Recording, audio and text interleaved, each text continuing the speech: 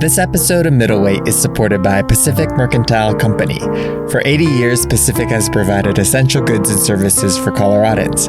Pacific Mercantile Company, finest Asian foods and gifts. The camps that were euphemistically called war relocation centers by the U.S. government were in reality concentration camps. A few weeks ago, I took a road trip to a town in southeast Colorado called Grenada, about 4 hours from Denver. I visited the grounds where the Grenada War Relocation Center once operated. Known as Camp Amache, it was one of the 10 concentration camps where Japanese Americans were incarcerated during World War II. The United States of America. To begin the audio tour, keep driving south on the entrance road. You're on G Street. Amache is now a U.S. National Historic Site. There's a small cemetery that's pretty well kept, but otherwise it's mostly barren land, lined with barbed wire. There are a few reconstructions of camp buildings, like a guard tower and a couple barracks where incarcerees lived. There's also a red and white checkered water tower on the southeast end of the camp. Thanks to the Amache Preservation Society, more of the original structures are getting excavated and restored. As you explore the camp by foot, please be cautious of sharp yucca plants and anthills, and be aware of the possibility of rattlesnakes. I'm grateful that I didn't encounter any rattlesnakes when I was there, but feeling the strong wind and sun, I imagined what it was like for the people who were forced to live there, essentially in the middle of nowhere. After the signing of Executive Order 9066, about 120,000 people of Japanese descent living along the West Coast were removed from their homes and told to take only what they could carry. They left behind their businesses, personal belongings, and pets. Many families planted gardens in front of their barracks entrances and walkways. Some blocks also made community gardens, like the one that's included in this koi pond. At Amache, more than 10,000 Japanese Americans were incarcerated during its operation from 1942 to 1945. More than 7,000 incarcerees lived there at its peak, and they persevered by adapting farming techniques they learned in California and transforming this place into some semblance of home. I walked through tall grass to look for the remains of a koi pond that incarcerees had built. North of camp. The fish that lived in the koi pond were also from the Arkansas River and were probably catfish or carp. With a lot of patience and hard work, they helped make everyone feel more comfortable by creating familiar pieces of home in the middle of a very unfamiliar desert. My parents immigrated from Japan, so I don't have any family who were put in these types of camps during World War II, but I feel a deep connection with the people who were. 2/3 of those who were incarcerated were American-born citizens. If I just so happened to be living 80 years ago, that would have been me. I'm thankful that our country has come so far. What happened to Japanese Americans is now recognized as an injustice, and I know that the redress and reparations movement was crucial for many people to find healing. But as I continue to educate myself about systemic racism in America, it feels like we still have a long way to go. I didn't know much about Japanese American incarceration camps until my last year in college, when I participated in the Manzanar pilgrimage. Manzanar was a camp in eastern California, and since then I've visited Minidoka in Idaho and Tule Lake in Northern California. I went to Minidoka during a particularly snowy winter, and even though I was wearing Uniqlo heat tech, I still remember how cold it was. I thought to myself, this was the air they breathed. On the opposite end, my trip to Amache was hot, and picturing families crammed into small rooms in military-style barracks, I think about how uncomfortable it must have been. Amache represents an important moment in the history of Japanese Americans in Colorado, and the longer I've been here, I've come to realize how intricate this history is, how Amache is just one piece in a complex network of multi-generational timelines. Today, there are about 26,000 people in Colorado who identify as Japanese, and they've had varied family experiences throughout the past century to find themselves here. For the past 2 months, I've immersed myself in the Japanese American community in Colorado, the same one that my friend Alyssa grew up in. And I want to share with you what I learned.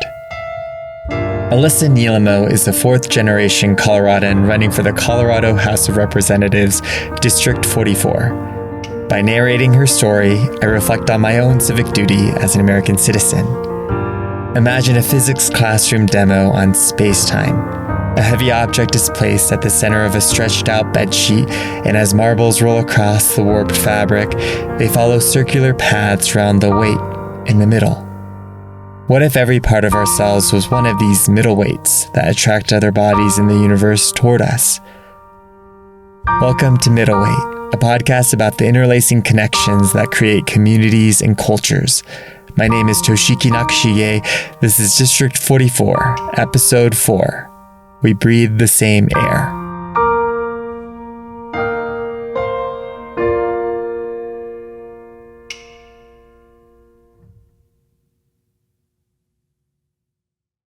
To help tell a history of Japanese Coloradans, I spoke with 5 leaders in the community, and you'll hear from them throughout this episode. My name is Courtney Ozaki. I am a 3rd and 4th generation Japanese American, born and raised in Colorado. Courtney Ozaki is a creative producer with the Denver Center for the Performing Arts and the founder of the Japanese Arts Network. I'm Charles Ozaki, and I'm Courtney Ozaki's father. I'm Charles Ozaki's daughter. Charles Ozaki worked in local government for more than 40 years, serving as city and county manager of Broomfield for 8 of those years. Both Charles and Courtney serve on the boards of various Japanese American organizations in the Denver area. Although Charles is retired, Courtney jokes that her father is busier now than ever, going from board meeting to board meeting. After speaking with Charles, I can understand why community organizations value his input. He bears a wealth of knowledge about Colorado. Japanese came to Colorado in the late 1800s, early 1900s. They came to Colorado as contract laborers. The first Asians arrived shortly before Colorado was established as a state in 1876, when Chinese laborers moved to the region to find work after the completion of the Transcontinental Railroad. The interior American West suffered a chronic shortage of manual laborers, and because the Chinese Exclusion Act of 1880 only prevented Chinese immigrants from entering the U.S., there was an increase in demand for Japanese laborers. In Colorado, Japanese laborers helped build transportation infrastructure across the Continental Divide. One of the most significant projects in Colorado is the Moffett Tunnel, and that's a railroad tunnel that goes underneath the Continental Divide and comes out on the west side, and the train tracks go through there and go west all the way to San Francisco. The Japanese were also involved in building irrigation systems that brought water from the mountains in the west to the plains in the east. Northeast Colorado is one of the most productive farmlands in the country, and it was because water was brought from the west to the east through it's called the Grand Ditch. And that helped to bring enough water to turn dry prairies into farmland. The Moffett Tunnel was completed in 1928 and the Grand Ditch in 1936. After working on these types of projects, many of the laborers resettled on the West Coast, but some stayed in Colorado, eventually going into agriculture. So when those Japanese laborers were done with their contracts, they decided to stay. They landed in farming communities all along the Front Range of Colorado, and they were probably sharecroppers. They kind of would lease land from landowners and grow crops, and then they'd give a share of the crops to the owner. And eventually they saved up enough to be able to buy land in Colorado. And so there are Japanese farm families going way back, spread all along the Front Range of Colorado. They go all the way down south into the San Luis Valley. They invented, I believe, what's the name of that cantaloupe? Rocky Ford Cantaloupe, which garnered national reputation. On my way to Amache, I drove by the city of Rocky Ford, and I saw roadside markets with signs for these famous melons. A landowner named George W. Swink is credited for developing the melon industry in the Rocky Ford area in the 1880s, and subsequently, many Japanese American farmers indeed helped popularize what became known as a Rocky Ford melon.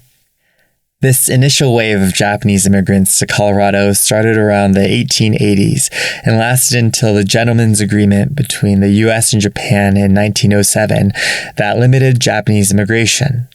Then, the Immigration Act of 1924 led to the full exclusion of all Asian immigrants. Even though new Japanese immigrants weren't able to enter the U.S. during this period, the number of Japanese Americans in Colorado grew as families settled down and had children. Since we're on the topic of Japanese immigration, I'll give a quick lesson on a few Japanese terms you'll hear. Those who were born in Japan and later moved to the U.S. are called Issei, or first-generation Japanese American. Their children, born in the U.S., are called Nisei, or second-generation Japanese American. Third-generation Japanese Americans are called Sansei, and fourth-generation Japanese Americans are called Yonsei. Today, the youngest descendants of the earliest Japanese immigrants are fifth-generation Gosei and even sixth-generation Rokusei. Courtney mentioned that she was third and fourth-generation Japanese American. She's Sansei on her father's side, Charles is Nisei, and she's Yonsei on her mother's side. Back to the Issei and Nisei Coloradans of the early 20th century. Many settled in rural areas, making significant contributions to the agricultural sector. Within the broader Asian diaspora, this experience was largely different from that of Chinese Americans in Colorado during this era.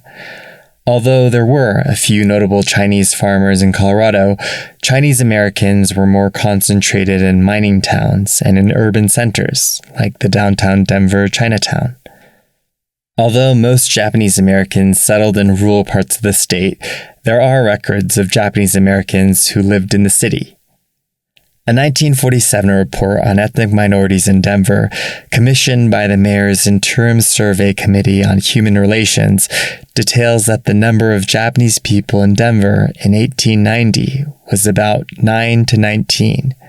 This population grew to 585 by 1910, but because of immigration laws and movement to the rural areas, it declined to 323 by 1940.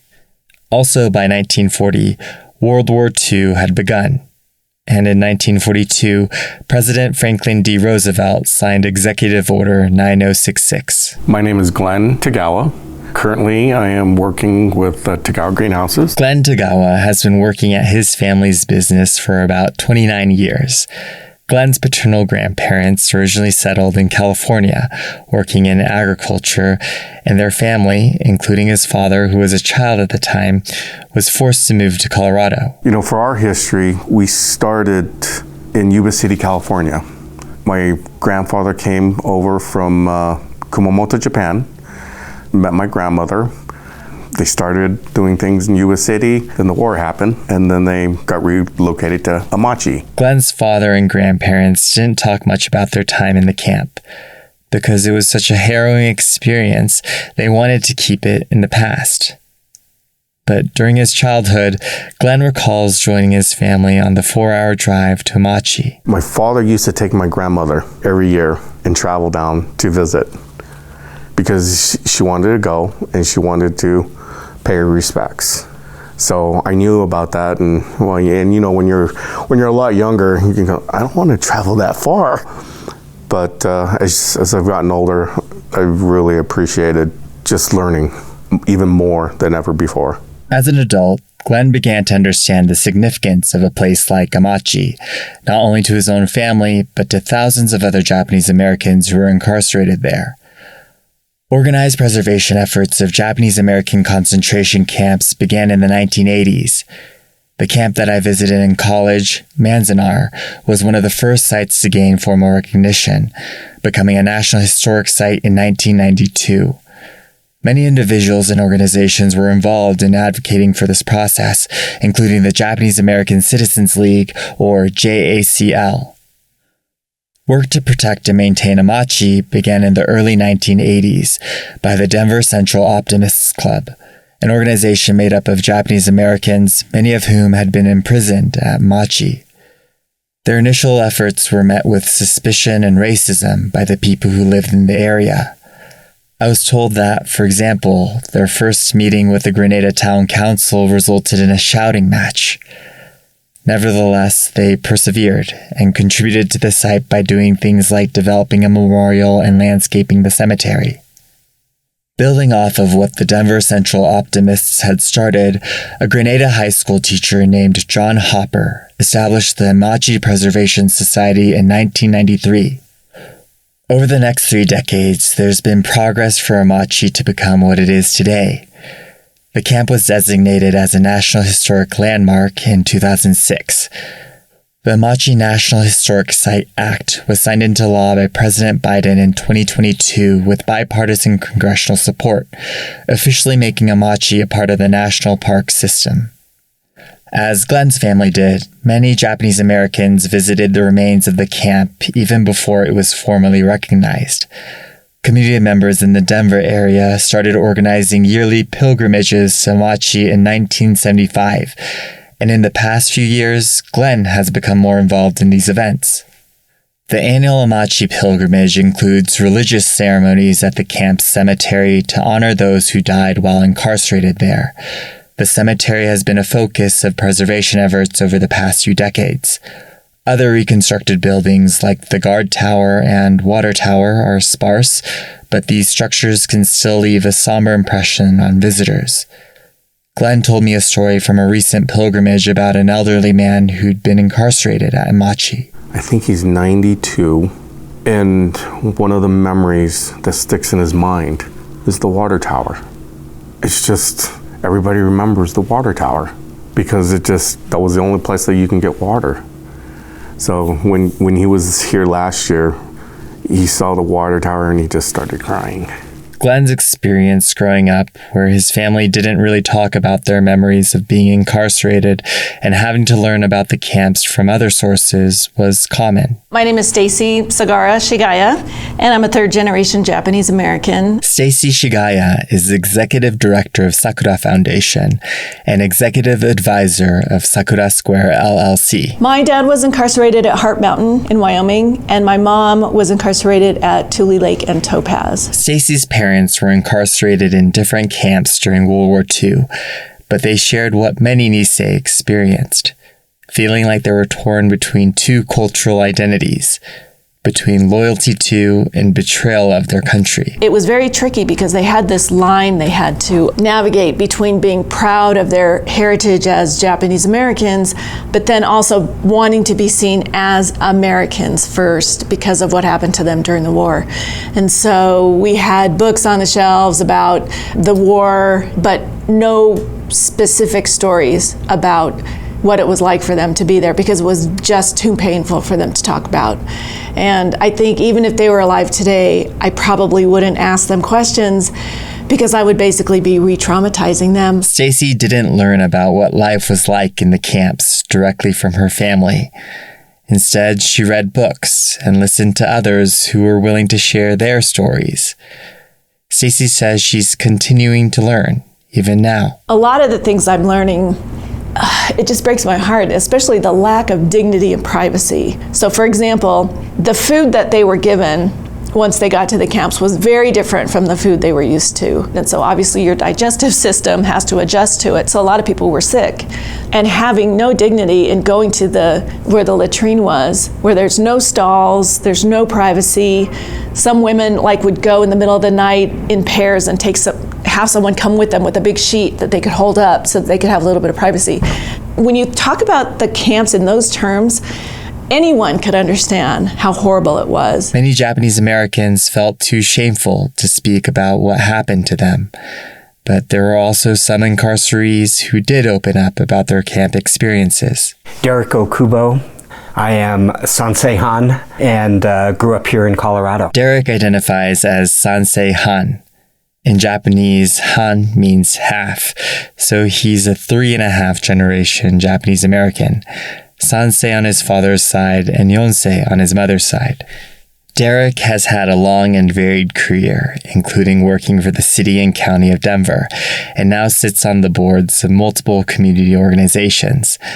At the center of everything he does is the community. So really just community member is the title I go with these days. Community member Derek Okubo shares his family's history. On my dad's side, they were incarcerated at Amache. And then on my mom's side, they were incarcerated at Minidoka. Unlike Glenn and Stacy, Derek had the opportunity to learn from his parents about what it was like to be incarcerated. I was really lucky that my parents talked about it.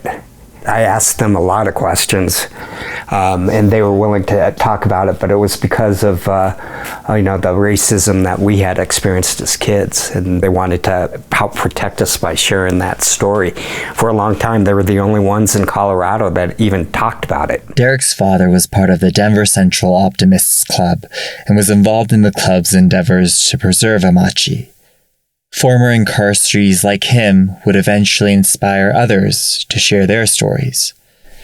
Many Japanese Americans sought to move away from a culture of silence and started talking about their World War II experiences during the redress and reparations movement in the 1970s and 80s. These efforts led to the Civil Liberties Act of 1988, which comprised a formal apology from the U.S. government acknowledging that Japanese incarceration was a product of race prejudice, war hysteria, and a failure of political leadership, rather than a legitimate military necessity. Although Derek's parents shared their stories, other members of his family had differing perspectives. My grandparents did not. I had asked my grandma, who was in LA, and I would go out there and visit my cousins, and I'd make sure I spent at least one full day with just grandma and I. And I remember asking her a question about the camps, and she wouldn't talk about it. I mean, I saw this look of disgust and anger that came over her face that I had never seen before, and that told me more than anything she could have said, because she was always so positive, always so encouraging and loving and everything, but that look was just, I'll never forget that look. Glenn Tagawa, Stacy Shigaya, and Derek Okubo are descendants of Japanese Americans directly affected by Executive Order 9066. But there was another law, the Alien Enemies Act of 1798, that was invoked during World War II to arrest and detain Japanese nationals, even some living in foreign countries. This is Charles Ozaki. My father immigrated to Lima, Peru 10 years before World War II. Charles's father immigrated from Wakayama Prefecture to Peru. A few years later, he married Charles's mother, who he was introduced to by friends but didn't meet in person until she arrived in Peru. Charles tells me that his parents enjoyed their life in Peru, but one day his father was kidnapped, taken to the U.S., and declared an illegal alien. Brought him to Crystal City, Texas. It was a special camp for foreign nationals, being held as hostages in the United States. My mother, since she wasn't able to support herself in Lima, the only thing she could do was join my father. The U.S. government had been spying on foreign civilians living in Latin American countries like Peru who were potential threats to national security and detained them at the Crystal City concentration camp in southwest Texas.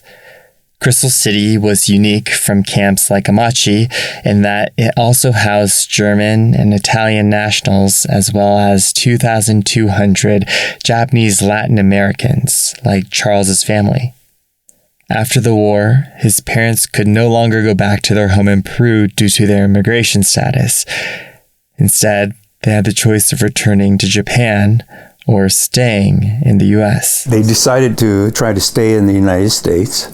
And since they're illegal aliens, they had to be sponsored by somebody. Charles's father had a cousin who had immigrated to the U.S. and had been living in Utah until moving to Colorado. This cousin's family sponsored Charles's parents and older siblings so that they could move to Colorado as well. Charles and his daughter Courtney talk about the cousin's business in downtown Denver. My grandpa's cousin ran a restaurant. I can't remember the name of the restaurant. It was the best fried chicken in Denver, though. What? Wait, really? Yeah, better than Denver Drumstick. No, wait. It was in 1 block over from the temple. How did I not know that? Well, because all that happened in the past. I know, but I interviewed you like 5 million times. Oh, okay. And that never came up anyway. I loved being able to talk with Charles and Courtney together. Courtney has been involved in projects recording the oral history of Japanese Americans in Denver, and I think this interaction with her father exemplifies the importance of continuing to talk about the past. Even if you think you've asked about every detail, there's always something new to learn. Some Japanese Americans were already living in Colorado, but the population surged during and after World War II due to the relocation of Japanese Americans from the West Coast. After Executive Order 9066 was signed in February 1942, but before many of the camps were fully established, the governor of Colorado, Ralph Carr, welcomed Japanese Americans to the state and promised them that they could remain free. The most precise information that I could find was that, as a result, about 1,963 Japanese Americans from the West Coast voluntarily resettled in Colorado in the early months of 1942. Japanese Americans traveled to Colorado in multiple waves, but this relatively small population is collectively referred to as the caravan. Within the next year, many more thousands of Japanese Americans were subjected to involuntary relocation to Colorado. Despite the presence of Amache, Colorado was generally viewed as a welcoming place because of Ralph Carr, and many Japanese Americans, even those who were incarcerated in other states, moved to Colorado after they were released. The Japanese population in Denver peaked at about 5,000 between 1944 and 1945 and decreased to about 2,500 by 1947. By this time, around 1/3 of the Japanese population in Denver was foreign-born Issei, while 2/3 were Nisei American-born citizens. I continue discussing the formation of the post-war Japanese American community in the Denver area after this break. This episode of Middleweight is supported by Pacific Mercantile Company. You can imagine that over the 80 years it's been in business, Pacific has experienced an evolution in terms of technology. Like, if you go to their website, pacificeastwest.com, it looks like an e-commerce time capsule from the early aughts in a feel-good, nostalgic yet fully functional way. When I sat down to talk with owner Jolie Noguchi about how the family business kept up with the times, she remembered her mother, Suzanne Suzuko Nagai. Jolie described Suzanne as old school, using a typewriter for her accounting, but also slowly coming around to the fact that they needed to start digitizing their operations. Suzanne passed away in 2017, passing the torch to Jolie and her 2 brothers. And now, Jolie's daughter, Alyssa Noguchi, is an integral part of the business. Thanks to Alyssa, Pacific is now on social media. Follow them at Pacific Mercantile Co. Pacific Mercantile Company, finest Asian foods and gifts.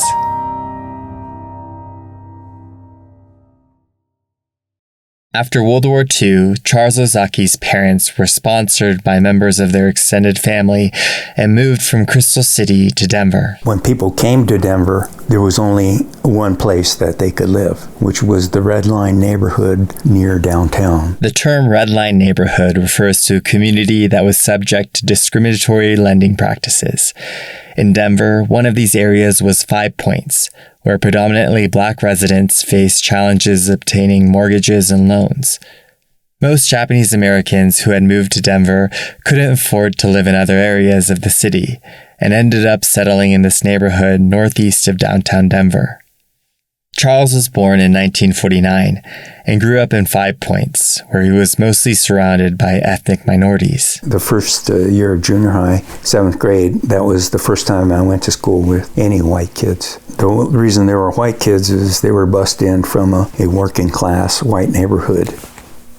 I kind of got an exposure to white kids, which was good because when we moved to Arvada, we moved there when I was in 8th grade. I was the only person of color in my grade. Throughout Charles's childhood, his father ran multiple businesses so that their family could afford to move to a more affluent part of the Denver metro area. They eventually moved to Arvada, a suburb northwest of Denver. In the 1960s, civil rights laws were being passed, giving Japanese Americans and other minority groups more freedom to move outside of downtown Denver. Subsequent urban renewal projects in the 1970s also contributed to the dispersion of Japanese Americans. Areas of downtown Denver with affordable housing were demolished to clear space for new construction. Over the next few decades, the Japanese American population became less centralized. After grad school and a stint in western Colorado, Charles returned to the Denver area to marry his wife, Courtney's mom, whose family moved to Denver after incarceration at Poston in Arizona. They started a family in Arvada and moved to Broomfield when Charles started working for the city and county there. Courtney shares her experience growing up in the suburbs. Growing up in Arvada and Broomfield, I didn't see very many Japanese people, except for on the weekends because I would go to the temple or I would go to Japanese language school. Fewer Japanese Americans actually lived in downtown Denver, but that area remained the social and cultural center for the Japanese American community. And for Courtney, the Buddhist temple was an important influence.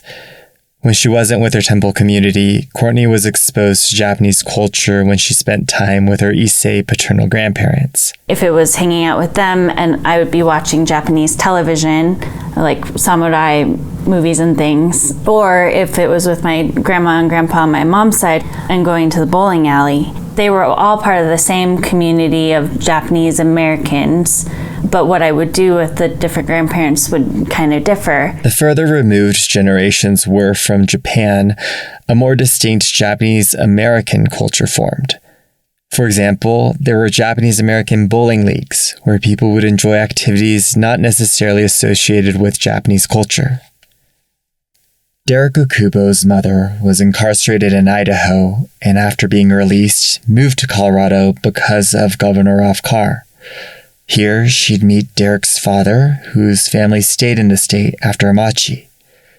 Derek's parents first lived in the 5 Points neighborhood in downtown Denver. Due to urban renewal and his father's job, his family eventually moved to a suburb south of Denver called Littleton. Even though he grew up on the other side of the city, Derek had a similar experience with racial diversity as Charles Ozaki did in Arvada. We moved to Littleton, where I grew up. There were only 2 non-white families in that whole area, and so the racism that we experienced was pretty intense. That was not a happy time. And then junior high and high school, things improved, but again, it was not very diverse at all. Derek remembers that the Japanese American community was spread across the Denver metro area. To maintain a sense of Japanese American identity, his parents encouraged him to spend more time with other Japanese Americans. And so that's why I think my parents made an effort to have us involved with the Japanese American church that we went to. There were 2 of them. There's the Temple and Simpson United Methodist Church, and I grew up in the Methodist Church, but I ended up hanging out more with the Temple kids because I viewed them as more fun at that time. It was during a very social period of my life. The Denver Buddhist Temple was founded in 1916 and is located in downtown Denver, near the historical 5 Points neighborhood. Simpson United Methodist Church was founded in 1907, also in downtown Denver, and later moved to its current location in Arvada. Beyond their roles of teaching the religious traditions of Jodo Shinshu Buddhism and Protestant Christianity, both of these institutions provided social opportunities for their members. Although Stacy Shigaya's parents were incarcerated in separate states outside of Colorado, both sides of her family moved here in the 1950s. Stacy grew up in southeast Denver. Because her peers at school were mostly white, attending a Japanese American church was consequential for her to cultivate a strong sense of cultural and ethnic identity. I feel like, in retrospect, really, really fortunate because I went to Simpson United Methodist Church, which I still attend today. It's a Japanese American Methodist church in Arvada. And because the congregation is predominantly Japanese American, and at the time when I was growing up, it was a very healthy, populist church, I had a good sense of identity. And on Sundays, when I would go to church, I'd be around other Japanese Americans. And so I don't think at the time it sunk in how important that was. But now I'm really grateful that happened. Stacy moved to Tennessee when she was in 9th grade and returned to Colorado after grad school. She recalls her 12 years in Tennessee as jarring for her social life and always wanted to return to Denver as soon as she could. The families of Charles and Courtney Ozaki, Derek Okubo, and Stacy Shigaya all ended up in Denver, but there were many who decided to resettle in rural Colorado. Glenn Tagawa's grandparents had a background in agriculture where they first settled in California, and the family continued to farm throughout World War II, even while they had been incarcerated. After they were released from Amache, the Tagawas started out as sharecroppers in Welby, an unincorporated community in Adams County, north of Denver. I think just that time period, they wanted to build something. You know, there's all these stories behind it that they made that decision to stay in Colorado, and probably they didn't have the money to go back to California. And they started out farming. With the goal of building something in mind, Glenn's grandfather eventually bought land in Weld County, farther north. My grandfather had to make a decision because they were farming. They would be out in the fields, you know, farming cabbage, lettuce, things like that. And they wanted a change. So they made a decision, and the oldest brother, which is Ken, my Uncle Ken, and they decided to start the business. And they called up my other uncles, and they said, hey, we need your help. Glenn's grandfather and uncles started a Tagawa greenhouse in 1967. Meanwhile, Glenn's father was in the U.S. Air Force. He was stationed in Okinawa, where he met his wife, Glenn's Issei Okinawan mother. After his military service, Glenn's father returned to Colorado to join the family business. Although downtown Denver was accessible, an hour or two drive from where he lived, Glenn's upbringing in northeast Colorado was different from those of Japanese Americans who lived in the city. Notably, Glenn had 4 uncles and an aunt, and counting all of his cousins, most of the Japanese Americans in the area were part of the Tagawa family. Majority of the minority group was basically our families. There was not too many Mexican Americans. There was very few. It was majority people of Anglo-Saxon descent.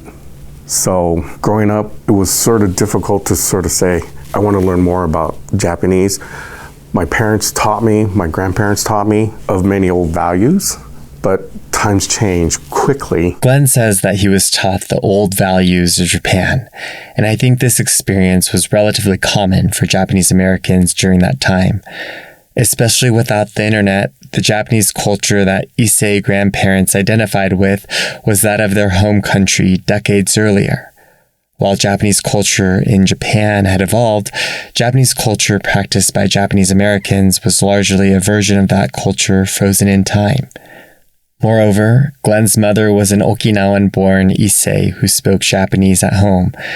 Sansei on his father's side, Glenn was Nisei on his mother's side, adding another layer of complexity to Glenn's cultural identity. On top of that, Japanese and Okinawan cultures are different. In Colorado, there were Japanese Americans who were incarcerated, and at the same time, there were those whose families arrived before World War II or traveled in the caravan and remained free.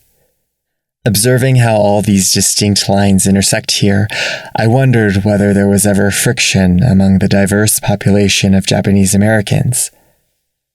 Glenn Tagawa is the president of the Nikkei Jinkai, or Japanese American Association of Colorado. Established in 1907, the organization provided support for Issei settling here. And while it continues to help Japanese immigrants assimilate to American society, it's evolved to serve the changing needs of the Japanese American community. I asked Glenn for his perspective on the interactions between free and incarcerated Japanese Americans in Colorado. There was not too much talk about it. You can see a lot of the people who were in the state. They also started building a community with people who were interned. And then people with intern, people who have been in Colorado for a long time, it just started to blend in. There was probably still some uneasy feelings, but I think that went away really quick because bottom line is everybody was Japanese American. Talking with Glenn and other community members, I began to understand that during and after the war, Japanese Americans largely worked together, no matter their background. Even within the history of his own family, Glenn's grandfather was able to obtain a permit to work at a cousin's farm in Granby, Colorado, which allowed the family to leave Amache for a period of time. Courtney Ozaki taught me about the instances of Japanese-owned businesses that provided incarcerees goods that weren't readily accessible in the camps. Thanks to Governor Ralph Carr, Colorado attracted many Japanese Americans after World War II, but over the next few decades, geography and economic factors caused centralized communities to spread out. I've touched on the significance of the Denver Buddhist Temple and Simpson United Methodist Church, but there was another notable community center point in Denver. It was called Sakura Square. More after this quick break. This episode of Middleweight is supported by Pacific Mercantile Company. Pacific is an Asian supermarket, but it's also a place to find community. When I first started learning about the history of the store, I had heard stories about how staff used to set up tables and chairs in the aisles and host social events after hours. Well, the latest after-hours community event hosted by Pacific was for this podcast. Alyssa Nilemo and I sat in front of an audience of community members and talked about our experience creating the podcast together. Refrigerators displaying udon noodles and miso paste were the perfect backdrop to talk about the Japanese American community. I've been told by lifelong Coloradans, everyone has a story about Pacific, and this one's mine. Whether you're looking for that Japanese snack you saw in your Instagram feed or just want to stroll the aisles to appreciate the cozy feeling of community, visit Pacific Mercantile Company in downtown Denver. Pacific Mercantile Company, finest Asian foods and gifts.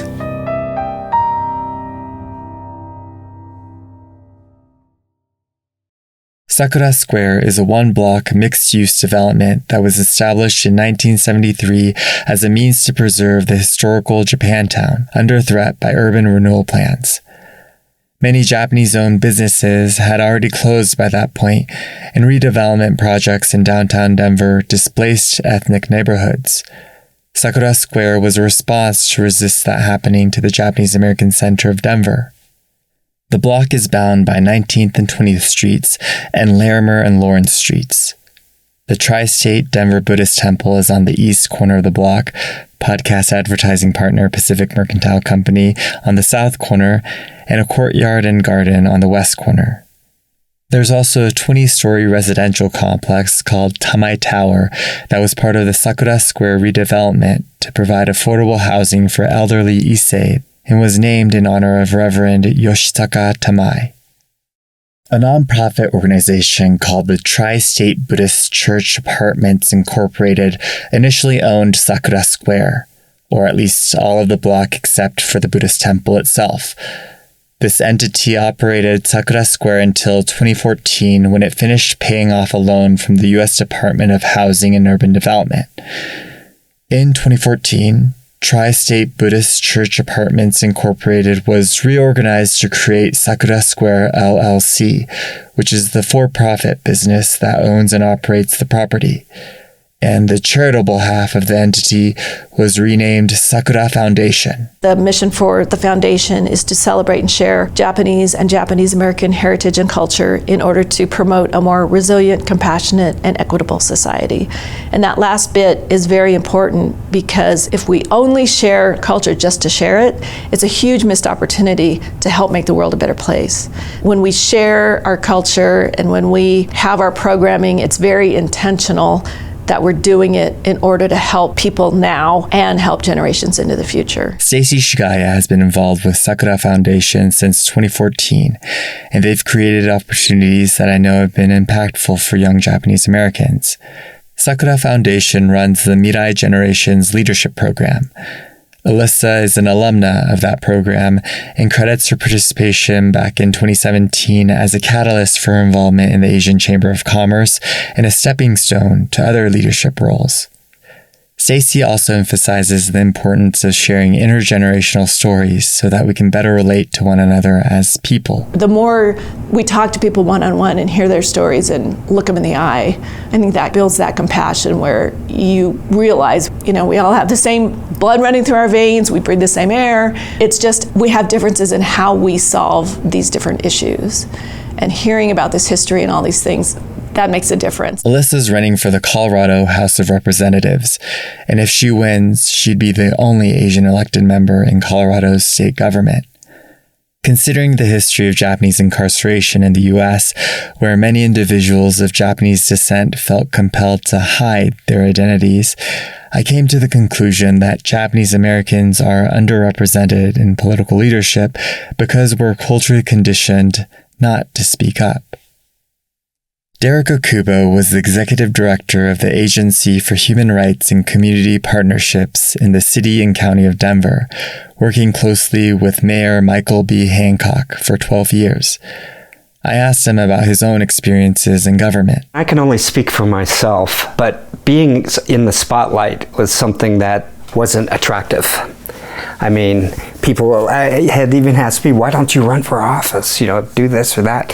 And I would always say, I am a better behind the scenes person than being out in front.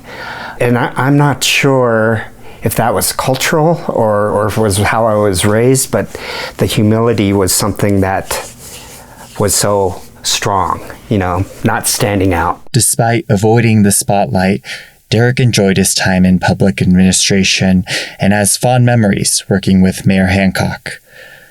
Michael B. Hancock is African American, and I asked Derek whether he and the mayor would talk about race. Yeah, he and I, he used to call us the original rush hour, because he and I were just such a goofy team, but we never failed. I mean, he was just so darn good. They gained a deeper understanding about race by watching how one another handled tense situations. Mayor Hancock witnessed Derek talk down a community member who was yelling at him during a meeting just because he was Japanese. Derek witnessed how Mayor Hancock dealt with being unexpectedly stopped by the police while they were driving. There were certainly negative moments, but Derek highlights the solidarity that he saw in the Black community. When I was with him was when I would really notice the acknowledgement of fellow Black residents when they would just see each other. They didn't know each other, but they would always say hi, to each other. I wanted us to be like that, too. Derek believes that this sense of camaraderie translates to political representation as well. Similar to the numbers for Asians, about 4 to 5% of Coloradans identify as Black or African American. In contrast to the zero Asian representation, though, out of 100 seats in the state legislature, there are currently 11 elected members who are Black or African American. I'm going to present another Japanese term to describe generations, shin, which means new. In 1965, an immigration law known as the Hart-Celler Act restored immigration from Asian countries, leading to more Japanese immigrants. My parents are part of this new wave of first-generation Japanese Americans. They're Shin Issei. And as a new second-generation Japanese American, I'm Shin Nisei. My personal experience of the Japanese American community in Colorado is that it's extremely welcoming. I don't share the family history of incarceration with Derek or Stacy or Courtney or Charles or Glenn, but it doesn't matter. Glenn Tagawa shares his perspective on this attitude toward inclusivity. There's a gap there. Someone from Japan, they'll say, well, no, I'm not Japanese American, I'm Japanese. Well, no, you're living in Colorado, we welcome you. So that tie just to say, hey, we're same in many ways. Come on, let's go to a picnic. Let's show you some of the things that Colorado does. Stacy Shigaya broadens the concept of inclusion. When we talk about the Japanese American community, it means a lot of different things to different people. And in my mind, there's sort of two communities. There's the organized community, such as Sakura Foundation, we're an organization, Mile High JCL, the Temple, Simpson. And then there's everything else of people who are ethnically Japanese American or married to people who are Japanese American, but they don't necessarily do things that are part of the organized Japanese American community. But in my mind, everyone is just as important as everybody else, regardless of if you come to the Cherry Blossom Festival or you go join Mile High JCL. You know, it's just whatever your priority is very different. And so I think finding out what is important for the greater community and what are things that we could do to help them either feel more included or maybe fill a need that they have that's not being filled. Those are the kinds of questions that are really interesting for me to get answers to, but they're very hard to get answers to. Because if someone's not part of the organized community, how do you reach them? And so that's why it's really important for the foundation to do programming that's going to provide more outreach so that we can hear those voices more, because they're just as important as anybody else's. Listening to Stacy talk about how all members of the Japanese American community are important reminded me so much of the political discussions surrounding Alyssa's election. I think at the core of the culture wars we're currently in the U.S. is the question, who in our society do we consider important enough to help? I've come to understand that Alyssa considers children to be important, which you can see in her position to support public schools. She also cares about inspiring future Asian women candidates to run for office. How Alyssa regards future generations, I see that the Japanese American community instilled that value in her. Colorado's just a good example, but it's the Japanese American experience where the second generation, the Niseis, did what they could as much as they could under the circumstances, but they did it in a way that created opportunities for their kids. Kind of the culture was there were ways to succeed in this country and in this society. They were all worked very hard, for their kids to be able to do that. There were a lot of Japanese farmers, but all the kids did not go into farming because the effort was for the kids to become educated and have a choice to do whatever they wanted to do for their own futures. Well, and what strikes me too is just what the kids ended up choosing to do with their paths, though, as well as working kind of in service of others as well, whether it's as an orthopedic surgeon or as a city manager or as a teacher and then an artist. I think that that's not on accident, I guess. And that's where I get a lot of my inspiration from. Charles Ozaki dedicated his career to public service, and now as a board member for various organizations, he strives to ensure that future Japanese Americans feel that same sense of community in spaces like Sakura Square. Every time I catch up with her, Courtney Ozaki is always up to some new and exciting creative project. She credits her grandfather, who ran multiple businesses after moving to Denver, for her entrepreneurial spirit. When I meet with podcast interview guests, I typically send them a list of questions ahead of time. At the end of the interview, I give them the opportunity to share whatever else they might want to add. Most of the people I speak with have some sort of connection with Alyssa Nilemo, and if they do, they generally want to say something about her. Is there any message you'd want to share to a podcast audience about your work, about the Colorado Japanese American community? Any message like that? I think one thing I would want to say is specifically actually about Alyssa. You're never too old to learn from especially someone younger than you, because I've learned a lot from Alyssa. But also, you're never too young to make an impact. And I give her so much credit for what she's doing and how she lives her life and how much respect and joy that she wants to bring to the world and how she wants to help people. And everybody does it in different ways, but she's taken a very courageous way in how she wants to help people. And I really look forward to seeing what she's going to do from here on out. She's just one of those amazing people that you meet that you want to hold on to, because she's got a lot to give and a lot to teach other people.